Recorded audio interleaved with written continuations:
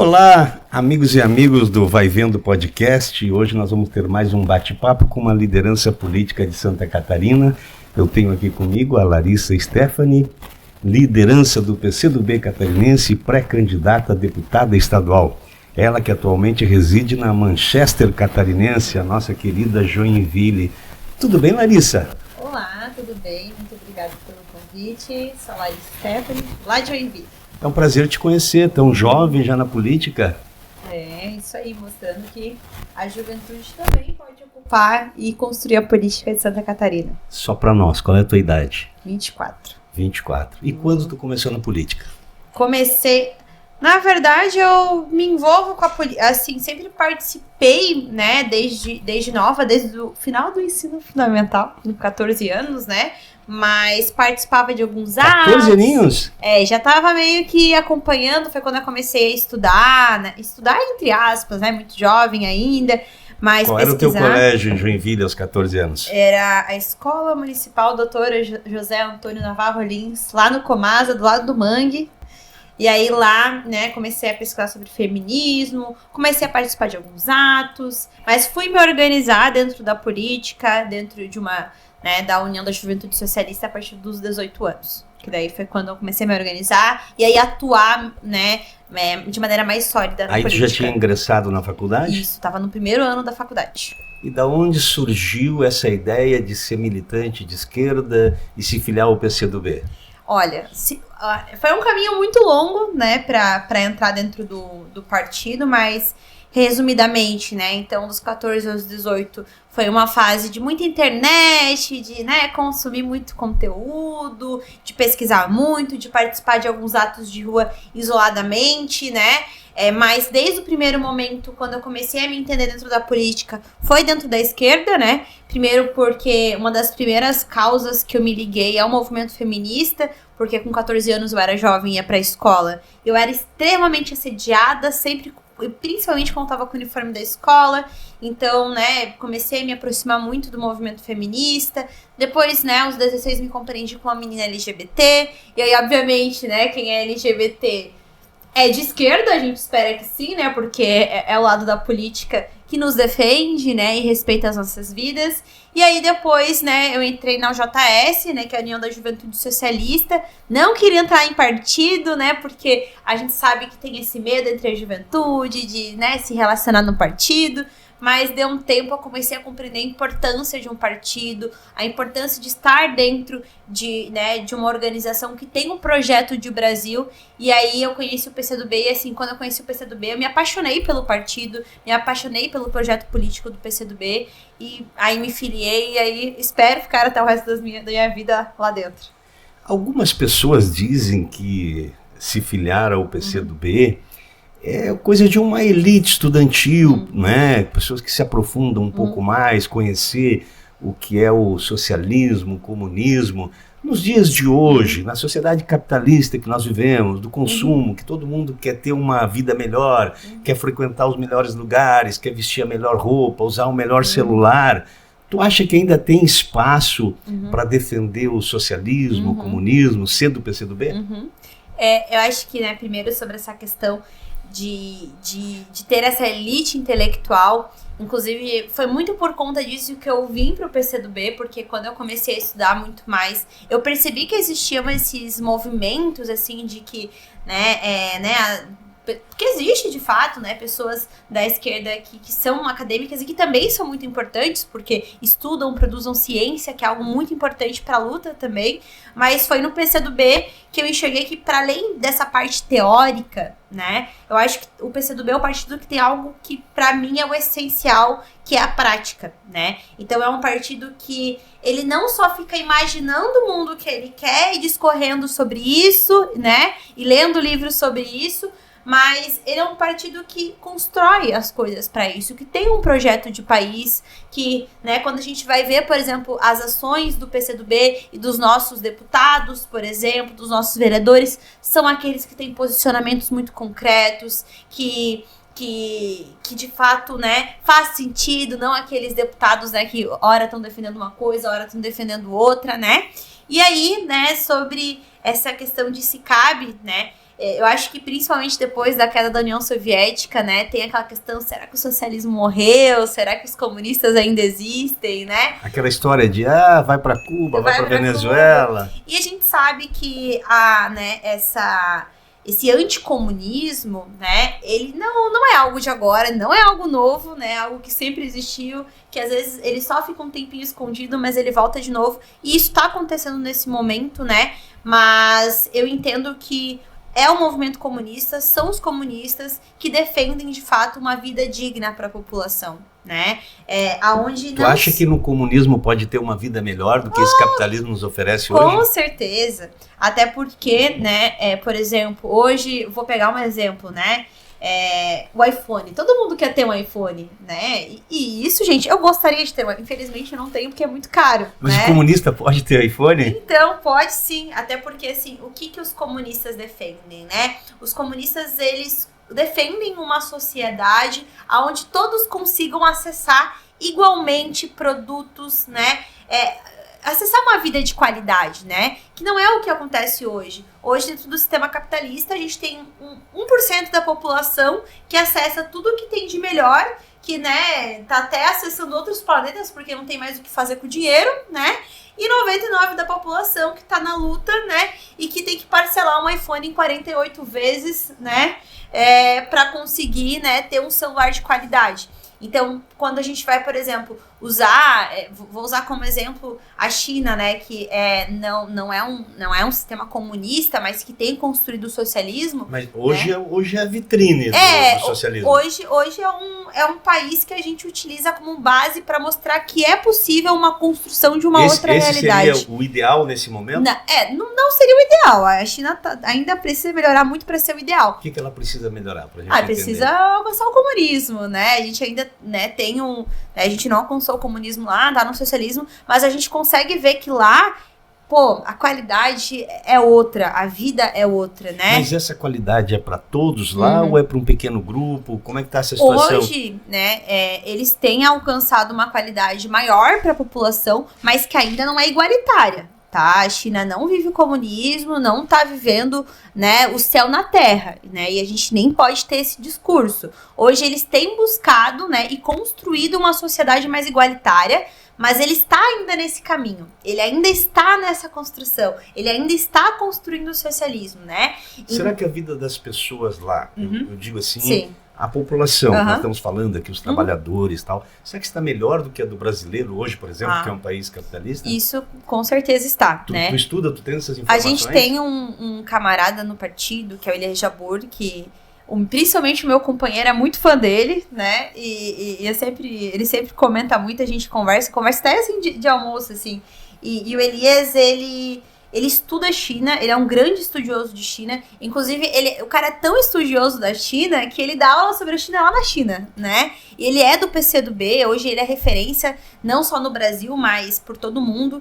E ele viveu lá, e ele fala, né, que ele não só viveu, porque também tem aquele, né, viver nos melhores lugares. Ele viveu de fato, né, na China para estudar a China, né? Passando pelos locais mais pobres. E ele traz muito disso, que sim, hoje existe uma realidade muito melhor do que a brasileira, onde, né, eles conseguem acessar o básico que aqui nem a gente consegue acessar ainda, né?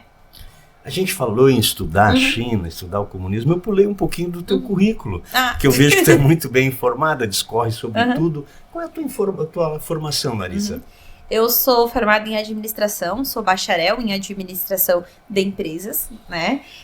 E sou pós-graduada em políticas públicas e garantia de direitos e pós-graduada em educação para... Agora, né, falando completo o nome, geralmente eu resumo, né? Pós-graduada em educação, mas educação para ensino profissionalizante e ensino técnico. E essa formação toda tu fez em Joinville? Fiz em Joinville, sempre na minha cidade. Tu é nascida ali mesmo? Nasci em Joinville, cresci em Joinville, provavelmente vou morrer em Joinville, né? Quero dar umas voltinhas antes, né? Mas pretendo passar a minha vida lá. Tu já participou da política? Já. Eleição? Já eu fui candidata no passado a vereadora, né? Tive Uma 1.676 boa votação, votos. hein? Porque é difícil fazer voto sem dinheiro, né? Eu não sei se tu tem dinheiro, Não, mas eu recebi no geral, quem está recebi começando a vida... um partido, né, muito bom, o partido investiu em mim, né? Meu partido valoriza muito, né? Né, acho que as mulheres, de maneira geral, me valorizou muito, né? Fui candidata a deputada estadual em 22 também, né? Que eu tive 2000, agora tá mais longe, eu não vou lembrar certinho, mas tive 2.400 e alguma coisinha. Ficou na suplência em Joinville. Fiquei na suplência. Sabe que há poucos dias me chamou muita atenção Joinville, porque eu morei em Joinville, eu gosto muito de Joinville.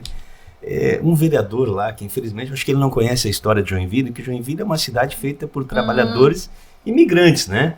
Pessoal que veio do Paraná, que até se brinca muito lá com o pé vermelho, que se fala, o pessoal da Terra Vermelha.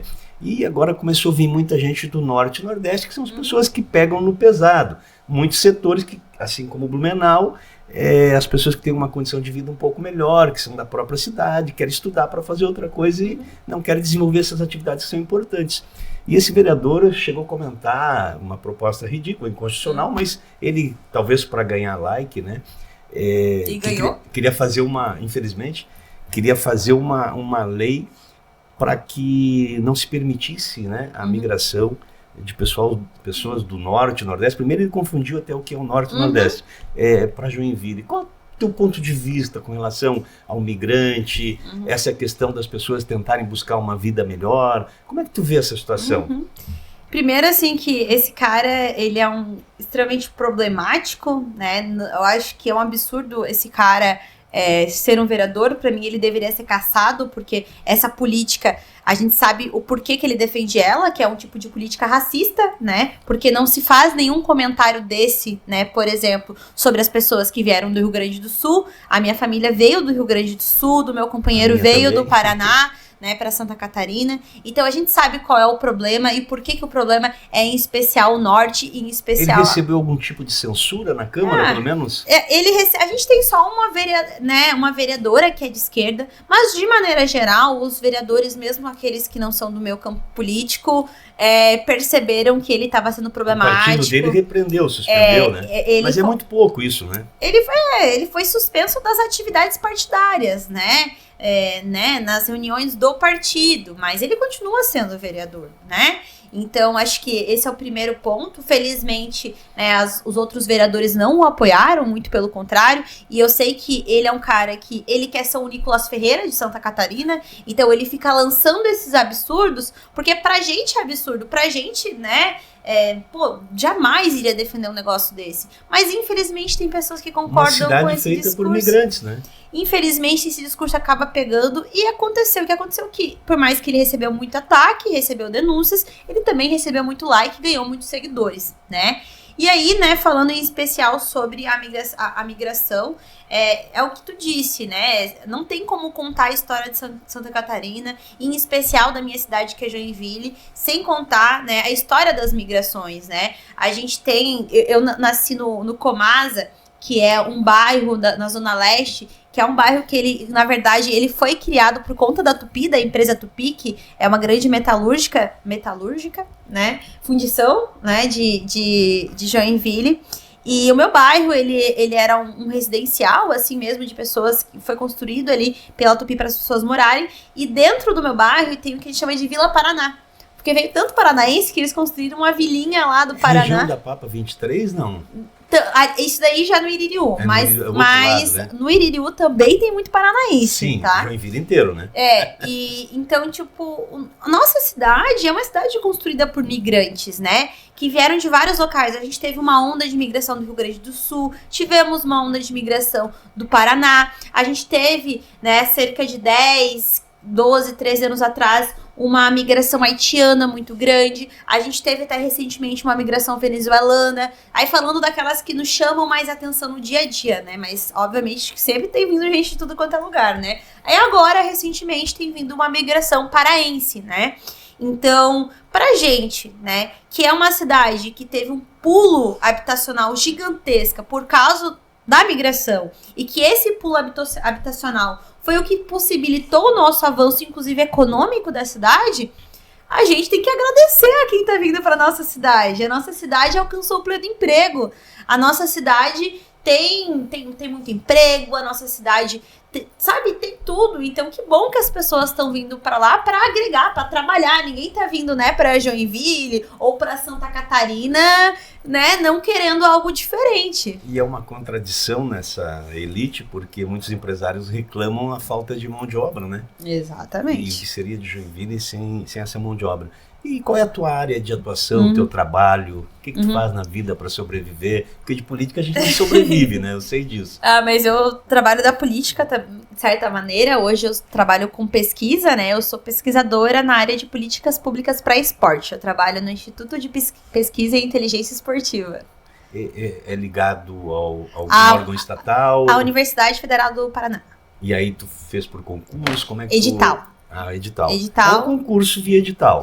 Um concurso via edital, e aí eu, né, tinha já uma pós na área, também tinha, né, a participação política também, e coloquei no meu currículo. Como é que funciona essa pesquisa, esse teu trabalho? Vai a campo? Então, o nosso trabalho, né, a minha empresa, meu instituto em específico, a gente está prestando um serviço agora para o Ministério do Esporte, porque foi aprovada uma lei que ela cria uma lei geral do esporte, e nessa lei geral do esporte, ela cria um Sistema Nacional do Esporte. Né? O que significa isso? A ideia é a gente criar, né, então, um sistema, assim como tem o SUS, que é da saúde, o SUAS, que é da assistência social, a gente criar um sistema, né, brasileiro voltado para o esporte, onde a gente consiga conectar todas as políticas, né, que tem no nosso país voltada para o esporte, seja em âmbito nacional, estadual ou municipal, né? E aí, o meu instituto, o que acontece? Eles querem criar esse sistema. Só que, por exemplo, como que vai ser esse sistema? Como que ele vai funcionar? Como que a gente vai garantir que todas as políticas públicas cheguem para toda a população, né? Desde as cidades principais às cidades mais periféricas. Então, né, a gente usa como molde, por exemplo, o SUS e o SUAS. Mas não é a mesma coisa, porque saúde e esporte não é a mesma coisa, saúde e assistência social não é a mesma coisa, ou o CNC, que é o Sistema Nacional de Cultura.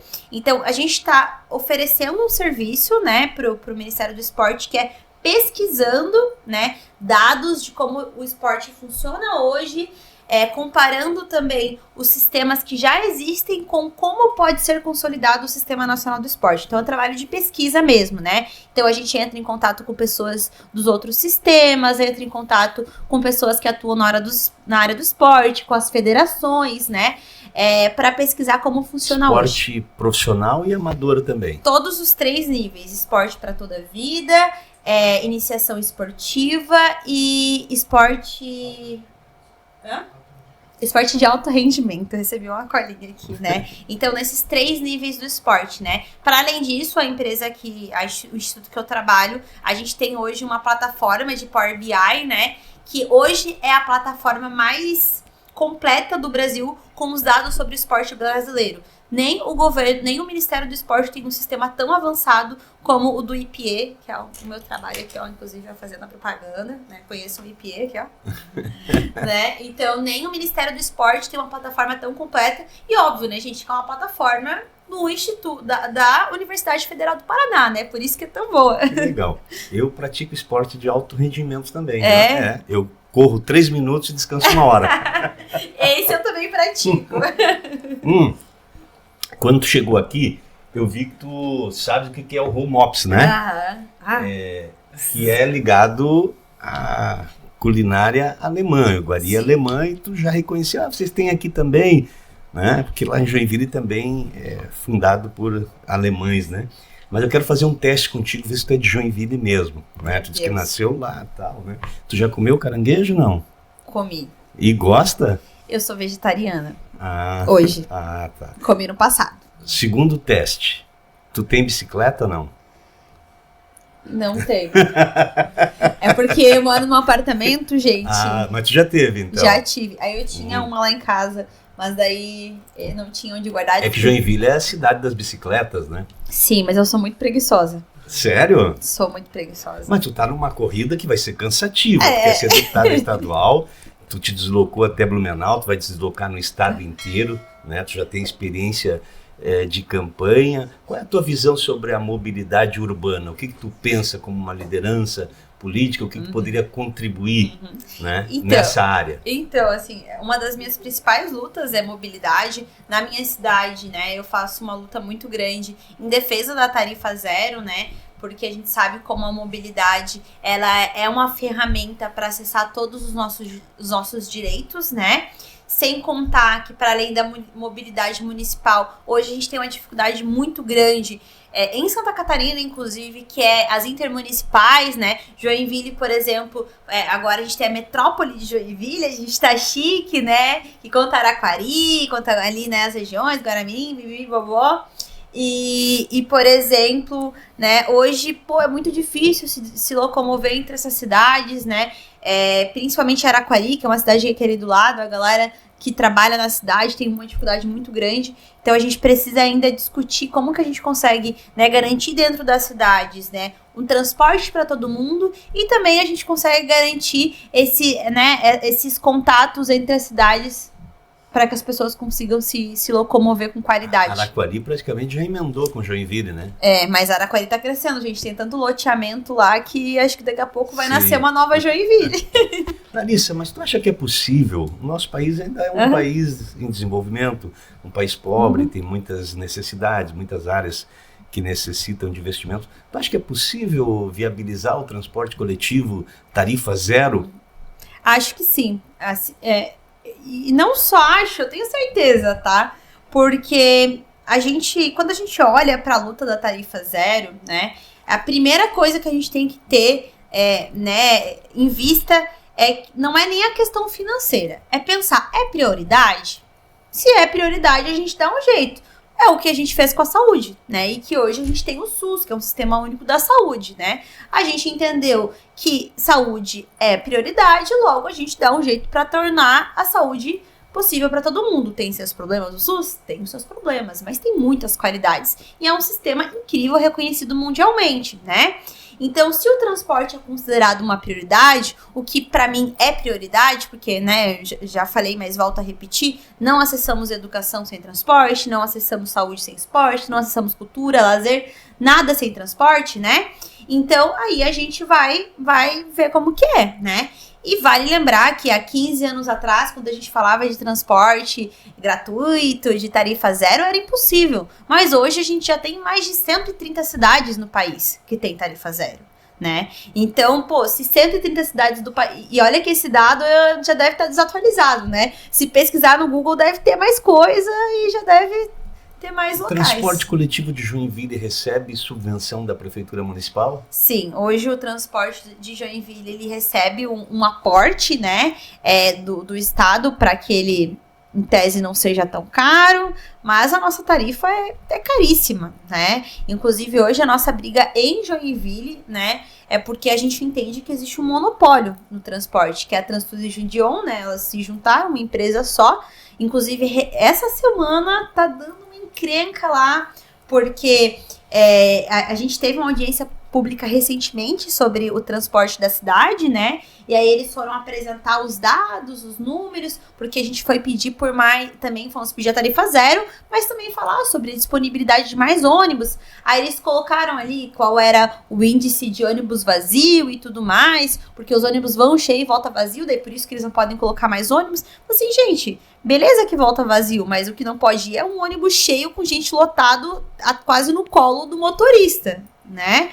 Mas, obviamente, a gente sabe que quem fica apresentando os números, né, os caras que apresentaram não eram as pessoas que faziam as decisões, né? E quem toma as decisões não anda de transporte, infelizmente.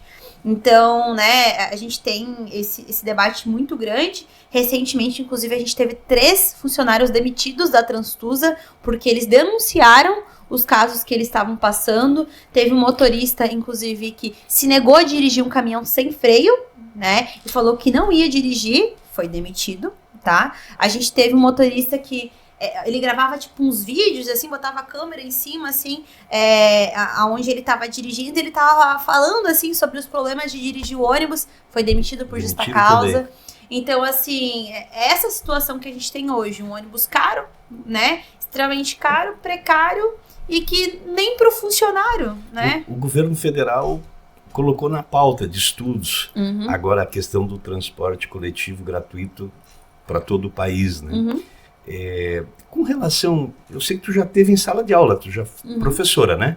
Tu lecionava para crianças, adolescentes? Ensino profissionalizante. Ensino então, profissionalizante. de 14 a 24 anos. Qual era a matéria que tu lecionava? Serviços administrativos. Serviços administrativos. Administração, em resumo. E dei administração e comércio e varejo e logística. Era servidor estadual, municipal? Particular. Hoje eu percebo, porque a gente tem uma relação com vários profissionais da área de educação, e 4, 5 anos para cá, esses profissionais começaram a ser perseguidos.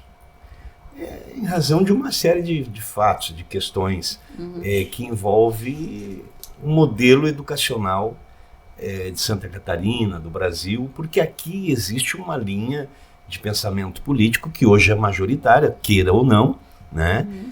A direita ou a extrema-direita consegue concentrar 70%, até 80% dos votos dos catarinenses, e se começou uma política de perseguição à opinião de professores, e mesmo assuntos, por exemplo, o professor que falava sobre necessidade de vacina começou a ser perseguido por pais, por deputados, né, por políticos que iam na escola pedir a cabeça do professor. Muitos professores estão sendo perseguidos pelo chamado bolsonarismo de opinião, né? Até eles falam que defendem muito a liberdade de expressão, mas eles não querem que o professor possa expressar o seu conhecimento, muitas vezes aquilo que está, inclusive, previsto na Lei de Diretrizes Básicas de Educação. Tu acha que, como deputada, tu poderia dar uma contribuição no sentido de ter não uma assistência, mas uma voz, pelo menos em defesa desses professores que estão sendo tão perseguidos em Santa Catarina? Sim, com certeza, principalmente porque hoje, né, os professores que mais têm sofrido com isso são os professores de ensino médio, né, e o ensino médio é responsabilidade do Estado, logo, né, é o Estado que disponibiliza as verbas, fiscaliza e tudo mais. E, né, inclusive foi tentado aprovar aquele projeto da escola sem partido, e a gente sabe por que vem tudo isso, né? E vale lembrar, né, gente, que não é proibido falar sobre política, né, dentro de... Você não pode dar a sua opinião partidária, por exemplo, mas política é o que a gente, né, somos seres políticos. E essa escola sem partido, na verdade, também é mais uma contradição. Sim. Porque o que eles querem é escola sem opinião a determinados assuntos que eles rejeitam, que é o caso da pauta LGBT, orientação para jovens que sofrem assédio em sala de aula, em casa, mas tem determinados assuntos que eles querem, que seria partidarizar, Sim. que eles querem em sala de aula. As mesmas lideranças que falam em escola sem partido, em Blumenau queriam propor um projeto de lei que no horário de recreio os alunos poderiam fazer orações, grupos religiosos, reunir grupos. Então existe uma contradição nisso, que Sim. na verdade o que eles querem é que a esquerda uma partidarização de outra linha de pensamento. Exatamente. E assim, a gente tem os professores sendo utilizados como assim, os principais, né, eles são as principais vítimas, né, porque eles são atacados a todo momento, né, a gente teve, inclusive, um caso recente em Florianópolis, que um professor, inclusive, apanhou de um pai, né, que ficou pé da vida, porque trabalhou algum tema em sala de aula, e aí foi lá e bateu no professor, inclusive um pai que já tinha histórico de agredir, né. No slide do corpo humano, o pai se sentiu ofendido. Gente, então assim, eu acho que a gente, né, com certeza, né, eu sou pré-candidata a deputada estadual e eu acredito que dentro do legislativo a gente pode trabalhar com isso, inclusive, né, hoje, infelizmente, dentro do legislativo catarinense, a gente tem diversos representantes que reforçam esse debate preconceituoso e que criminaliza, porque é uma tentativa de criminalizar o professor, né? Aí, pô, se a gente criminaliza o professor, que tem uma das principais funções dentro da sociedade, sabe? é extremamente problemático. Infelizmente, isso acontece hoje dentro do nosso legislativo, né? Eles tentam cada vez... Agora querem colocar até câmera, vão querer ouvir áudio do professor, né? E aí a liberdade de cátedra...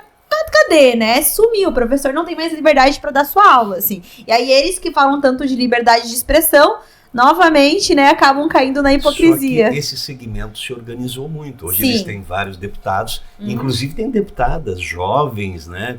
Pessoas capacitadas na linha deles de pensamento. Exatamente. E conseguiram convencer uma camada representativa da sociedade de que eles são o melhor caminho para formar o parlamento ou mesmo uma sociedade aos moldes do que eles imaginam. A esquerda perdeu muito espaço. Como é que vocês pensam em superar isso? A gente, né, infelizmente está passando por um momento muito difícil, né? E vale lembrar que não é um movimento específico do Brasil ou de Santa Catarina. Existe um avanço, né, do neofascismo em todo o mundo, e a gente sabe que é um movimento, né? O neofascismo, ele é uma resposta ao momento que a gente está vivendo, que é esse momento onde o capitalismo ele está chegando no seu limite, e aí ele começa a mostrar as suas fraquezas, e aí ele precisa justificar, né, as suas fraquezas e achar uma desculpa, né? Porque é isso. Acha que o capitalismo está chegando no limite? Eu acho que ele tá no momento onde ele tá na sua decadência. Eu acho que o capitalismo tá na sua decadência. E pra mim, e não só pra mim, né, mas pra muitas pessoas aí que estudam sobre isso, o neofascismo, ele é uma resposta ao momento que a gente está vivendo, porque como a gente está vivendo, inclusive o próprio Estados Unidos está vivendo um grande surto agora, né, eles precisam achar culpados, né, porque se o capitalismo está mostrando, né, os seus pontos ruins, está mostrando as suas limitações, eles precisam achar alguém para ser o culpado.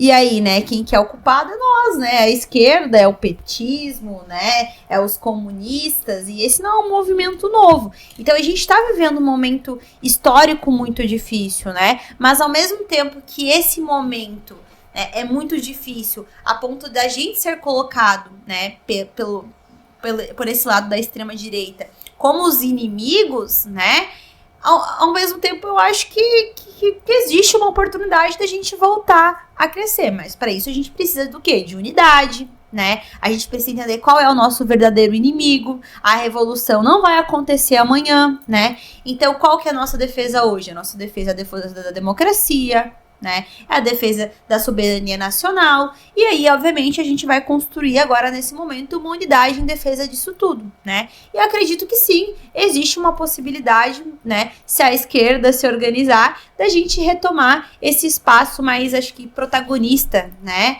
Hoje o governo Lula tá no poder, né? Então, pra mim, assim, foi algo muito importante, foi uma vitória inicial, não vencemos, né, a guerra, mas vencemos uma luta, né, vencemos o bolsonarismo, a gente conseguiu não reeleger Bolsonaro depois, né, do genocídio que ele fez no nosso país com mais de 700 mil pessoas. Agora a próxima luta é ano que vem, né, aí depois ano que vem tem 2030, então a gente tá indo aqui um passo a cada vez. Eu acho que já tivemos a vitória, né, com o Lula. Agora temos que garantir a próxima vitória para que a esquerda consiga se reestabelecer e juntar forças, né, para conseguir crescer novamente e tomar seu protagonismo de maneira geral por todo o país.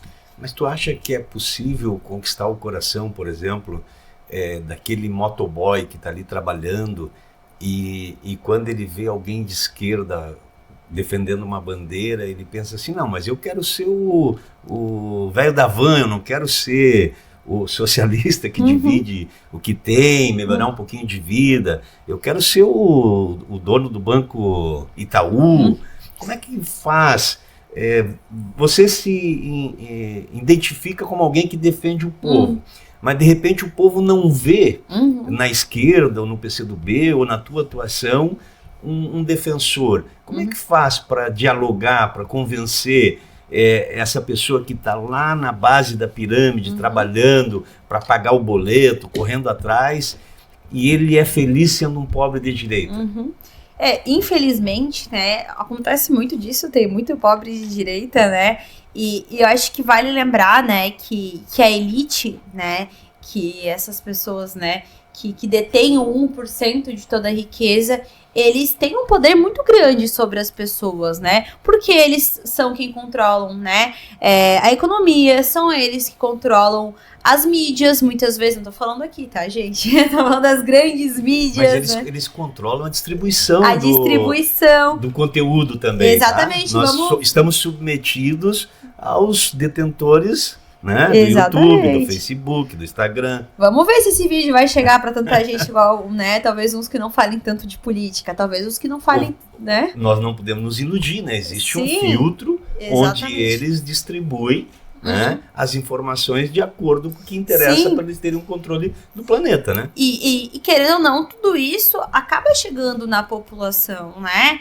As pessoas, elas, querendo ou não, elas acabam recebendo determinadas influências. E vale lembrar, né, que o capitalismo, ele constrói a sua própria cultura, né? Que é uma cultura do individualismo, que é uma cultura da meritocracia, né? E que essa cultura é passada de geração em geração. Então, hoje a gente tem uma população que, infelizmente, é muito individualista, né? E isso foi uma vitória para o capitalismo, porque é onde as pessoas, né, olham muito para si, é tudo sobre mim, é só eu que importa, e não olham para o coletivo, né? Não se pensam como seres coletivos. E eu acho que esse é um dos nossos maiores problemas. A gente fala que a luta, ela também é cultural, para que a gente precisa também construir uma outra cultura, né, aonde o individualismo não seja o resultado, não seja o centro, que eu acho que é o maior problema que a gente tem hoje, porque quando a gente, por exemplo, apresenta o socialismo, o comunismo, né, o que assusta muitas vezes é porque não é sobre só você, né, não é sobre você vencer, é sobre todo mundo, sabe? É sobre todo mundo. Então, eu falo, eu acho que é possível a gente reverter opiniões? Acho que é muito possível. Porque, assim, ó, eu vou te falar uma coisa que eu vivi numa campanha minha do ano passado. Ano passado eu tinha uma folhinha, aí tava lá, né, todas as minhas propostas. E quando eu percebia que eu tava chegando em algum lugar que as pessoas não pareciam, né, não querer muito me receber, eu sempre chegava e falava assim, olha, posso falar pra ti as minhas propostas? Daí a pessoa, sim. Eu tenho uma cara de esquerda, gente. Eu sei que existe um estereotipo e eu, né, sou esse estereotipo. Cabelo rosa, piercing, tatuagem, né? Mas, né, sempre chegar e falar, ó, posso te apresentar as minhas propostas? Pode. E aí eu começava a falar, ó, minha proposta é essa, é sobre tarifa, é sobre mobilidade, é sobre tal coisa. Eu falei assim, o que você achou? Meu, muito legal. Tem algo aqui que não faz sentido pra ti? Não, achei tuas propostas ótimas. Qual que é o teu partido? PCdoB. Ai, tu é de esquerda? A pessoa já se assustava. Mas enquanto eu tava falando da proposta e a pessoa não sabia meu partido, ela adorava. Quando ela sabia que eu era do PCdoB, ela já murchava. O que isso mostra pra gente? Que nós temos um projeto político acertado. O que faz as pessoas se distanciarem, né, do Partido Comunista, por exemplo, é um discurso gigantesco contra a gente, que a gente come criança, come cachorro, que a gente quer todo mundo passando fome, mas que, na verdade, quando a gente apresenta o nosso projeto político, ele faz muito sentido.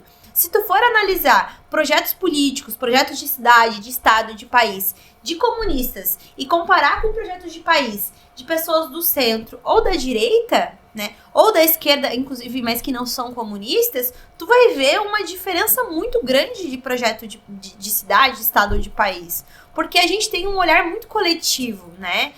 A gente utiliza muito uma frase de que a gente tem que né, conquistar mentes e corações, né? E eu acho que a gente faz isso apresentando nossa política. Então a gente precisa, né, cada vez mais apresentar o que a gente acredita de país e tentar desmistificar e acabar com esse individualismo que é apresentado pelo capitalismo. Tem muitas lideranças jovens surgindo no Brasil, tanto de direita quanto de esquerda. Em Santa Catarina, principalmente a direita, conseguiu renovar um pouco o quadro e trazer algumas lideranças jovens. O PCdoB já está há um bom tempo sem ter um representante na Assembleia, né? Tinha Ângela Albino, tinha um outro deputado de Chapecó. Será que vocês conseguem recuperar a representação na Assembleia? Sim, então... Meu Deus, esqueci o nome do camarada de... Valduga. A gente tinha o Valduga, que é vereador ainda, hoje lá em Chapecó, né, junto com o Paulinho. Nós, na última eleição, a Giovana Mondardo teve 38 mil votos, ficou quase, né? Eu tive 2 e pouco, o Valduga foi candidato, teve, se eu não me engano, 12, 13 mil. A gente teve uma boa votação, né? A nossa esperança agora é de que para a próxima eleição a gente tá bem esperançoso, tá? A gente tem aí, né, já alguns nomes de pré-candidatos, nomes fortes, nomes preparados. O partido tem se preparado já há bastante tempo. Na verdade, a gente fala, né, desde que quando acabou a última eleição, a gente já tá se preparando, né? E como na última eleição a gente não ganhou, mas a gente chegou muito perto, a gente acredita que agora, né, já que a gente fez um trabalho muito bom nos últimos 4 anos, temos chances, né, e obviamente vamos trabalhar para isso. E quem sabe recuperar, né, uma cadeira, né, para os comunistas lá na Alesc, né, mas também na Câmara dos Deputados Federais. No cenário nacional, qual a tua opinião sobre a anistia? Sobre a anistia, jamais, né? Não nesse momento, né? Eu acho que essa anistia que eles buscam, né, na verdade, é um absurdo, né? Porque a gente sabe que o que a gente mais tem hoje, na atualidade, de precioso é a nossa democracia, né? E o que fizeram em 8 de janeiro, né, foi uma tentativa de acabar com a democracia do país. E se tivesse dado certo, eu acho que às vezes a gente nem percebe, né, o que teria sido, mas se tivesse dado certo, talvez a gente nem teria aqui hoje. Porque se eles tivessem conseguido, né, dar o golpe, gente, seria barbárie. A barbárie teria acontecido no nosso país, né? Eu acho que nos mesmos moldes de 64. Então, acho que a gente não pode anistiar aqueles que atentaram contra a democracia, que é algo que foi tão custoso, né, para o nosso país, depois do que aconteceu em 64. Então eu acho que é um grande absurdo, foi um absurdo. Infelizmente, muitos catarinenses estavam lá e que espero que sejam punidos, né, porque o que eles querem é impunidade. O que eles querem é impunidade, porque eles fizeram algo errado, né? Porque se o Lula tivesse, por exemplo, perdido, perdemos em 2018, o Lula perdeu, não perdeu? Ficamos ao pé da vida? Ficamos, chorei, né? Mas fui lá pra Brasília falar, não vai, ganhou, vou fazer o quê? Né? Então não é, como que funciona? Porque inclusive se a anistia acontecer, vai dar abertura pra qualquer outra pessoa fazer isso. Então, beleza. Então, se eles vão anistiar ele, se o Bolsonaro ou alguém de direita ganhar na próxima, então a esquerda pode fazer a mesma coisa e tá tudo certo. Então não pode existir anistia. A gente não pode dar abertura para futuramente, inclusive, né, algum outro governo que ambos os lados não concordarem, irem lá e fazerem a mesma barbárie que tentaram fazer, que é tentar contestar as urnas. Já que tu falou sobre o Lula, vamos falar um pouquinho sobre o governo Lula. Esse ano começou a se discutir no Congresso Nacional a redução da escala 6x1. Qual é o teu ponto de vista, a tua opinião e de que forma que tu acha que poderia ser feita essa alteração? E tu não tem preocupação que a redução da jornada possa prejudicar a economia? Como é que tu vê isso, teu ponto de vista, a tua opinião? Então, eu acho que um grande exemplo, né, de que a escala 6x1 é extremamente cansativa, né, é que nem os nossos deputados trabalham na escala 6x1, né, eles trabalham na escala 4x3. Né? E olha lá, né? Porque tem o Carlos lá que tá um tempão nos Estados Unidos e nem trabalha, né? Então eu acho que... O Bananinha, seu Eduardo? Seu Eduardo, né? Então a gente sabe que a escala 6x1, ela é extremamente cansativa, porque só quem já trabalhou na escala 6x1, né? E eu sei que muita gente trabalha na escala 6x1, sabe o quanto que é cansativo, porque tu trabalha 6 dias... Aí no dia de descanso, tu tem que fazer o quê? Tem que limpar tua casa, tem que passear com os filhos, cuidar dos filhos. Quem não tem filho, qualquer coisa, tem casa pra cuidar, tem que fazer a comida pra semana, tem que fazer a marmita da semana, tem que visitar a mãe, o pai, sei lá. Então, assim, um dia é muito pouco, é desumano, Acho que não tem... Olha, se tem alguém que trabalha 6 dias por semana, descansa só um, que acha isso justo... Mas o Nicolas Ferreira disse que era possível que o trabalhador tratasse isso diretamente com o empregador. Tu acha que não é viável? Gente, eu fiz administração de empresas. tá? Vou dizer um negócio para vocês. Na administração de empresas, a gente aprende muito sobre produtividade e sobre eficiência e eficácia.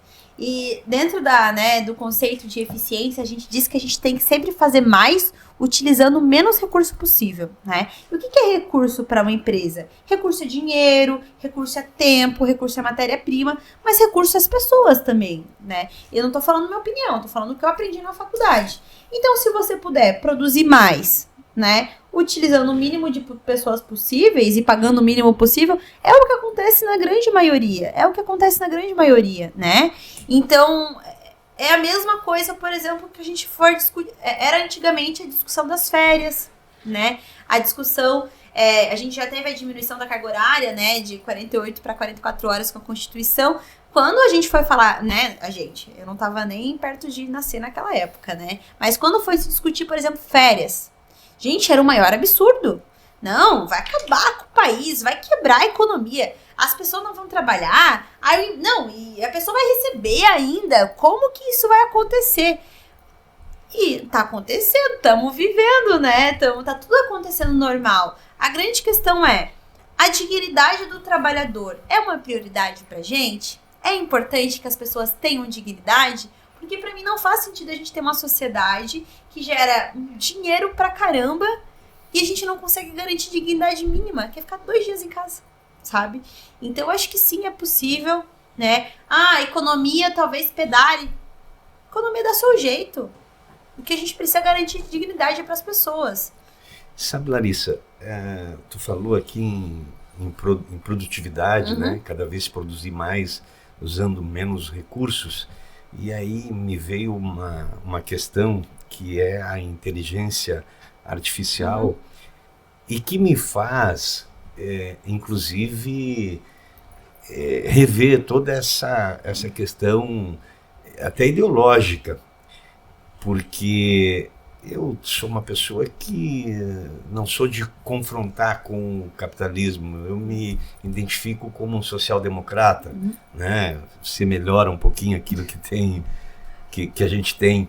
Mas me parece que a inteligência artificial, ela está fadada a mudar o sistema capitalista. Com certeza.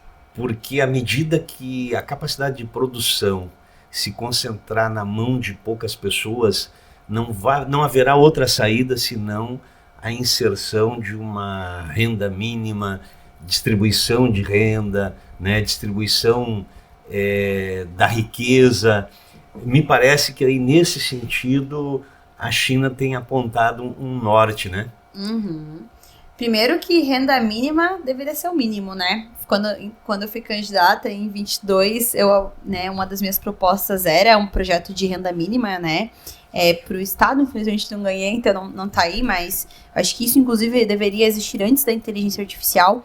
Mas eu tenho uma questão para mim que eu acho muito massa como que a tecnologia tem facilitado a nossa vida e principalmente o nosso trabalho. Isso é incrível. Que bom que a nossa vida tem sido facilitada. Mas ela vai substituir pessoas, né? E aí que tá a grande questão, né? E que, inclusive, pra mim, isso se conecta muito com o fim da escala 6x1, tá? Porque, vejamos, né? Muitos dados já mostram pra gente que com o avanço da tecnologia tem se diminuído a capacidade humana, né? Tem, até certo ponto da história, a gente tá vivendo esse momento. A gente está vivendo um momento onde a tecnologia ela tem gerado mais empregos. Mas já existem alguns estudos que mostram que vai chegar um tempo onde isso vai se inverter. Onde essa área que era a área da tecnologia gerava emprego, ela vai começar a tirar. E eu acho que esse futuro está bem próximo, tá? A gente não consegue, às vezes, contar a história enquanto a gente está vivendo, mas no futuro... E aí nós vamos ter que mudar esse entendimento, saberemos. Né? De socialismo, capitalismo, a coisa vai ter que ser... E aí que tá a grande questão. Pra mim, eu acho ótimo que a gente não precise mais trabalhar, ou a gente precise de menos pessoas. Por quê? Pra mim, a vida não deveria ser trabalho. Pra mim, se o ser humano precisasse trabalhar o mínimo possível, é isso. Esse é o país que eu quero. Eu quero um país que a gente precisa trabalhar 1 dia por semana e viver 6 dias. Qual que é a grande questão? Não cabe isso dentro do capitalismo. Isso não cabe dentro do capitalismo. Dentro de um sistema capitalista, onde o objetivo é lucro, sabe o que eles vão fazer quando não precisarem mais de gente? Dane-se as pessoas. As pessoas que vão para onde elas quiserem. Eles vão começar a pagar cada vez menos e quem tá pobre vai ficar cada vez mais pobre. Por isso que eu acredito que a luta pelo socialismo é cada vez mais real. Tu acha que ganha força e atual. Eu acho que ganha inteligência força. Artificial? Porque num sistema socialista, esse é o objetivo, é a gente conseguir garantir qualidade de vida, a gente conseguir fazer com que as pessoas tenham uma vida além do trabalho, né? Então, para mim, a inteligência artificial, né, as tecnologias, a automação, ela só vai conseguir, inclusive, avançar com qualidade e, ao mesmo tempo que ela avança, garantir dignidade para a população num sistema socialista e, obviamente, quando a gente vai alcançar o comunismo, onde o objetivo não é lucro, onde o objetivo não é um grupo, 1% lucrar, é onde a gente consegue colocar todo mundo no mesmo patamar. E aí, se a gente conseguir fazer com que as pessoas consigam trabalhar 2, 3 dias e o resto curtir porque as máquinas estão trabalhando, que bom! Meu sonho é que as máquinas trabalhem, que elas venham para trabalhar muito e que eu possa descansar cada vez mais. E não só eu, toda a população. Porque o que a gente merece é viver. A gente não merece trabalhar, né? A gente não merece, né? Inclusive a nossa geração, a minha geração, inclusive, é a geração que não sabe se um dia vai se aposentar. E eu acho que a gente não merece ter que trabalhar até 60, 70, 80 anos. Então, assim, eu não acho que a inteligência artificial tem que ser a nossa inimiga. A nossa inimiga, o nosso inimigo é o capitalismo, não é a tecnologia. O nosso inimigo é o capitalismo, que se utiliza da tecnologia para nos explorar. Por isso que a solução é o socialismo. Porque enquanto o capitalismo tiver no poder, eles vão continuar utilizando a tecnologia contra nós. Quando o socialismo entra em ação, é ao contrário. A tecnologia é nossa amiga. Então, acredito nisso. Santa Catarina vai ser um dos estados mais beneficiados com a mudança do teto do imposto de renda, que vai sair de 2 salários mínimos, né, para 5 mil, com mais uma escala que até 7 mil vai reduzir o percentual de imposto de renda. Santa Catarina tem uma renda per capita positiva. O governo Lula tem investido muito em Santa Catarina, principalmente na questão da educação, nas rodovias. Tu acha que isso pode influenciar um pouco o eleitor para mudar um pouco essa balança do voto aí, direita e esquerda em Santa Catarina? Sim, eu espero que mude, tá? Eu acho que é muito interessante, né? Como as coisas funcionam e a gente não espera. Por mais que o governo Jorginho Melo tente esconder, o governo Lula tem feito muito mais pelo estado de Santa Catarina do que o Bolsonaro fez, né? É que também não é difícil fazer nada com o Bolsonaro, né? Não é muito difícil, né? Cá para nós que o Bolsonaro não fez nada por Santa Catarina. Não fez nada por Ele alega a pandemia, mas os próprios membros do partido dele reconhecem que ele não fez obra nenhuma em Santa Catarina. Aliás, em lugar nenhum. Inclusive, durante a pandemia também não fez nada, né? Porque nem na saúde, que era o básico a ser feito, que teria oportunidade de ter investido, que era para garantir a vida da população catarinense, não fez, né?